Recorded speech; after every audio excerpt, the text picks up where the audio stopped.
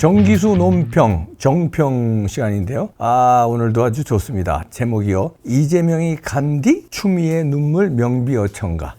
기가 막히죠. 두 제목 보니까요. 광진을 복귀 공천받으려는 구의 아첨, 이재명 가결 피하려는 선수치기 꼼수, 특권 써먹을 만큼 썼는데 무저항이라니 점점점. 간디 난 내려가마 너희들이 마이 간디 하거라.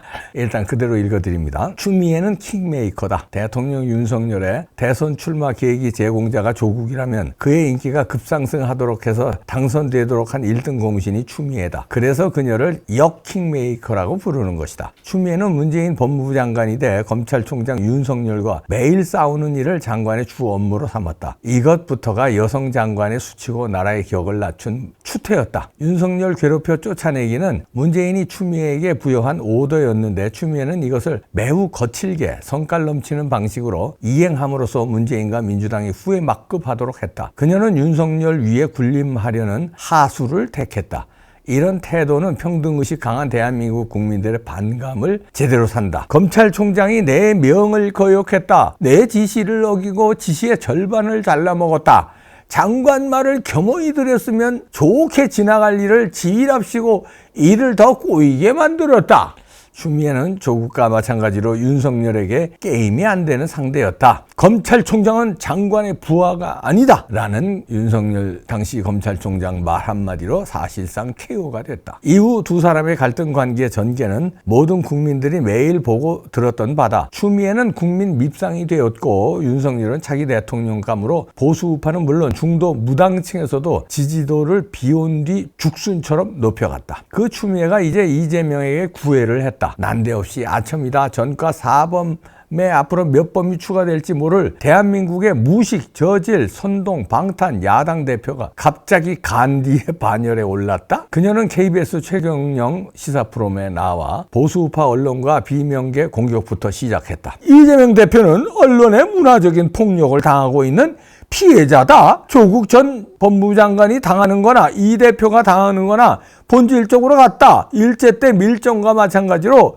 이재명 대표도 민주당 안에서 저격을 당하는 거다. 그러니까 사람들은 정말 사법 리스크가 많나 보다 한다. 이 말 다음에 이재명 자신도 쑥스러워서 못 들은 척하고 싶을 시대의 충성 발언이 나온다. 이재명 대표가 불체포 특권 포기를 선언한 것은 어떤 보호장치도 내가 가지고 있지 않겠다고 하는 무저항 정신이다. 참 눈물 나는 것이다. 진행자가 비폭력 저항 운동을 했던 인도의 마하트마 간디와 같은 것이냐고 묻자 추미애는 네 라고 답했다. 필자는 이 대목에서 입이 다물어지지 않았다. 아무리 추미애라지만 어떻게 저런 비유를 할 수 있나. 이재명이 국회의원 불체포 특권 포기 깜짝 쇼를 한 이유는 몇 가지로 분석된다. 첫째는 헌법에 의해 회기 중 국회의원을 체포하려면 반드시 표결을 해야 한다는 점을 노린 것이다. 불체포 권리는 국회의원 개인이 포기한다고 해서 포기되는 게 아니다. 따라서 1년 365일 회기를 연장하는 방탄국회 포기가 선행되어야 이 선언은 비로소 진정성을 갖게 된다. 법무부 장관 한동훈이 글쎄요 좋은 얘기인데 어떻게 실천하느냐가 문제지요 라고 한 말의 뜻이 바로 그것이다. 둘째는 대장동 관련 주요 사건들 파도가 지나가 당장 구속영장이 청구될 사건이 거의 없는 검찰 수사 진행 상황이다. 이재명은 특권을 누릴 만큼 누린 다음 선심을 쓰는 듯한 제스처를 보인 것이다. 마지막 세 번째로는 다음 표결 시에 가능성이 더 높아진 가결을 미리 회피하려는 선수치기다. 지난번 대장동 성남FC 위례 사건 체포 동의안 표결 결과는 이재명 구속에 사실상 동의한 것이었다. 찬성 139, 반대 138, 기권 9, 무효 11표. 큰 사건들 수사가 끝나긴 했어도 백현동, 대북송금, 재판거래 등이 아직 남아있다. 이재명은 이들 사건 체포 동의안이 들어올 경우에 대비해 잔머리를 썼다고 봐야 한다. 마치 제 발로 구속되는 길을 가는 것처럼. 그런데 이게 무저항 정신이고 간디와 같다고? 이런 때 우리는 개가 풀 뜯어먹는 소리 한다는 말을 한다. 추미애는 총선이 10달도 안 남았으니 공천이 급했을 것이다. 법무부 장관도 놓기 싫고 국회의원 5선으로 할 만큼 했기에 3년 전 총선에서 자기 지역구 서울 광진을을 비워 고민정이 차지하도록 했다. 이걸 다시 빼앗고 싶은 마음에 당대표 이재명에게 붙었다. 그렇다면 이재명이 내년 총선 공천권을 휘두를 수 있느냐가 관건이다. 그렇지 못할 공산이 절반 이상이다. 3개월 후 김명수 퇴임과 함께 재판 지연과 편파 판결 환경이 급변하게 된다. 또 내일 모레 이낙연이 귀국하면 민주당의 크건 작건 소용돌이가 치게 될 것이다. 이재명의 운명은 그야말로 풍전등화다. 한치 앞을 내다보기 어렵다. 그는 이런 걸 헤아려서 불체포 특권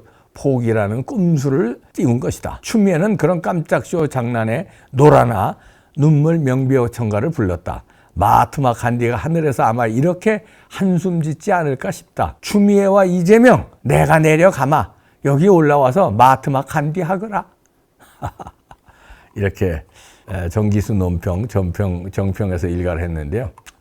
진짜 마하트마 간디가 관뚜껑 열고 일어날 일이고요. 인도 국민들이요, 아주 광분할 일입니다. 이 마하트마 간디를 이재명에게 비유하다니, 이 추미애. 인도 아마 못 갈 걸 가지 마라고, 맞아 죽는다 인도 갔다가.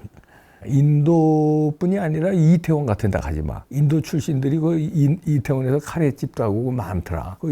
이태원 같은 데 갔다가 진짜 맞아 죽는다. 이태원 참사 일어난다고 가지 마.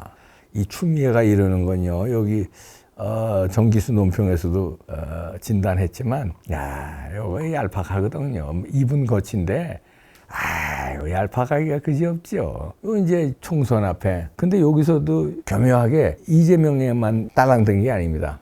조국한테도 딸랑돼요. 이재명, 조국 이렇게 같이 묻었잖아요. 이건 뭐냐면, 조국이 이제 신당 창당의 변수가 있고, 문재인과 합쳐서 이재명이 무너질 경우에 이제 민주당을 접수하는 또 전략도 아직 남아 있습니다.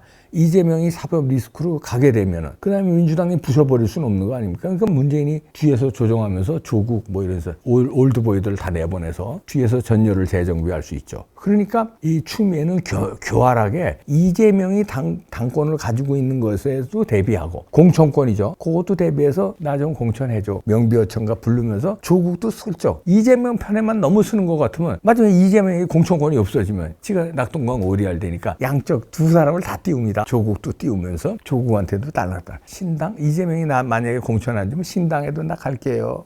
민주당을 만약에 조국이 접수하면 나 그쪽으로도 붙을게요. 그러나 지금 아직 공천권이 이재명한테 있으니까 이재명 나 좀 공천 주세요. 이게 얄팍. 얍실합니다. 입만 거칠어요.